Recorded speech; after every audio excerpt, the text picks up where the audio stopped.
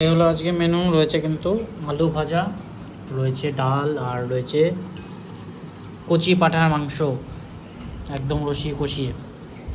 ফার্স্টে একটু আলু ভাজা দিয়ে খাওয়া দাওয়া যাক। মুসুর ডাল, একটু মুসুর ডালও খাওয়া দরকার। আমার কিন্তু ভাতের সাথে মাংসের সাথে একটু ডাল বা শাক হলে বেশ ভালো লাগে। আলু ভাজা খেয়ে নিয়েছি, এবার একটু মুসুর ডাল দিয়ে খাবো। ওটা দিয়ে দারুণ লাগছে। এটা হচ্ছে মাটনের আলু, এই দিয়ে একটু ভরিয়ে খাই। ঝোরঝোরে সাদা ভাতের সাথে কিন্তু এই মাটন কষা।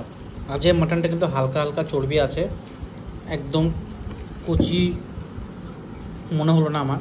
কারণ কি, কখনো আমি যখন নিই দোকান থেকে তখন কিন্তু এরকম চর্বি থাকে না, আজকে কিন্তু চর্বি দেখতে পাচ্ছি। যাই হোক, একটু মাটন দিয়ে খাওয়া যাক। আজকে কিন্তু তোমাদের সাথে যে আগের ভিডিও দেখে থাকো, রান্নার প্রসেসটা আমি কিন্তু শেয়ার করছি তোমাদের সাথে।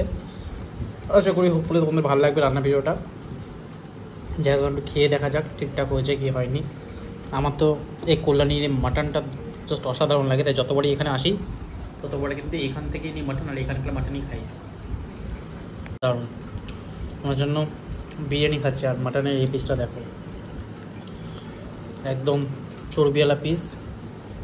কখনো খাই না, এই আজকে একটু হালকা চর্বিওয়ালা কচি পাঁঠার মাংস খেয়ে দেখছি।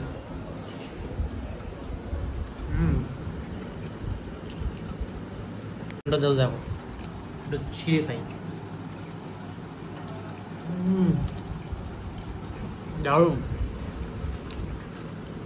মনে হয় যেন বিয়ে বাড়ি,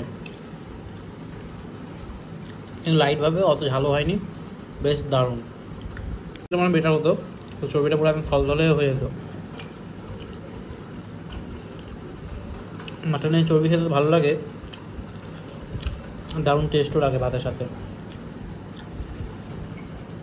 জাস্ট অল্প করে একটু ভাত দিয়ে খেয়ে দেখি, মানে ওই ঘিয়ের ফ্লেভারটা আরও বেশি দারুণ লাগছে।